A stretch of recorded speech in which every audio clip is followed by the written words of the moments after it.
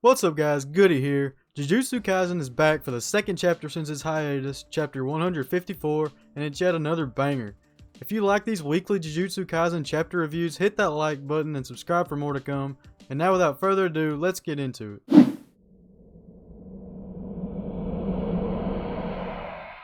If you missed last week's review, don't worry, we're going to recap right here to better understand this chapter. So chapter 153 sets up a new mission for Yuji and Megumi. They have infiltrated an underground fight club so as to get an audience with and try to recruit Kinji Hakari, a suspended third-year student from Jujutsu High. The boys meet up with Panda, and after putting on a show for the fight club, Yuji gets to meet Kinji on the roof. The chapter also introduces us to Kinji's girlfriend and fellow third-year student Kirara Hoshi, and we were left without any further information on them or their curse techniques. We pick up in chapter 154 with Panda and Megumi meeting up while Yuji's on the way to meet Kinji. Panda explains that he's tried multiple times to reach Kinji on the roof, and the two speculate that the reason he's failed is probably due to Kirara's curse technique, but there's no way of knowing exactly why, as Kinji and Kirara are inseparable. The way Panda talks, he's been at it trying to contact Kinji for a while. He's been there long enough to fight several times, and he's learned to put on a show for the folks in the crowd. Panda thinks that Kinji won't be willing to join their cause, but Yuji's their best shot of recruiting him due to his charisma and cheerful personality.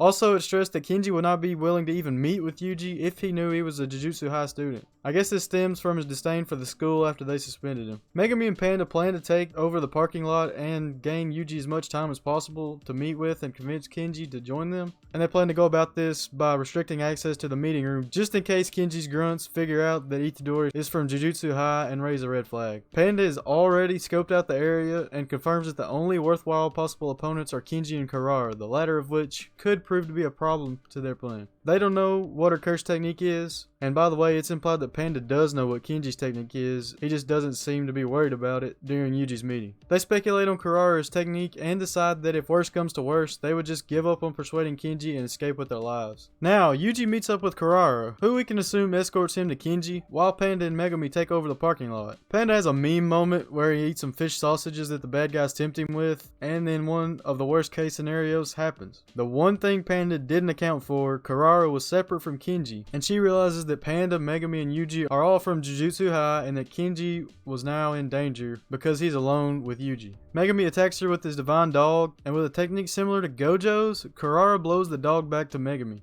The dog simply couldn't get any closer to her, much like we see Gojo's limitless technique, which allows him to infinitely control the space around him. Kirara begins to retreat to the meeting room to warn Kinji of the danger he's in, and while Panda distracts her by trying to explain their reason for actually being there, Megumi cleverly places Divine Dog between Kirara and the door. She used her ability to keep up the distance between her and Panda, but she's also now at a disadvantage because she can't move any closer to the Divine Dog in the meeting room while keeping up that distance between her and Panda. As another effect of her ability, Megumi is also now stuck equidistant from her and the Divine Dog. They're at a complete stalemate, and that's where the confrontation leaves us. We get a final page after this featuring the actual meeting between Yuji and Kinji. Kinji makes a business proposal to Yuji, throwing up a crazy salary for minimal hours of work deal, which is most likely him offering to write the scripted fights for Yuji to make a huge profit, and that's where we're left off with the chapter.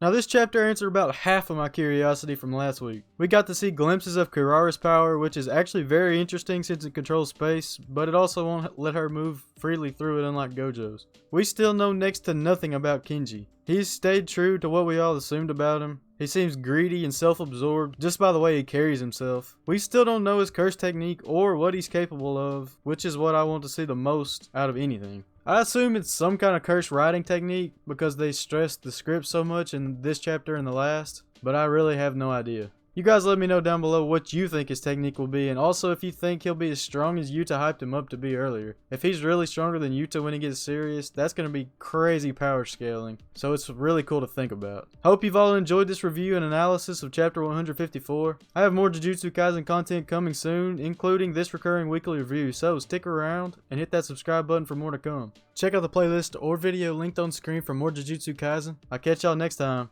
Peace.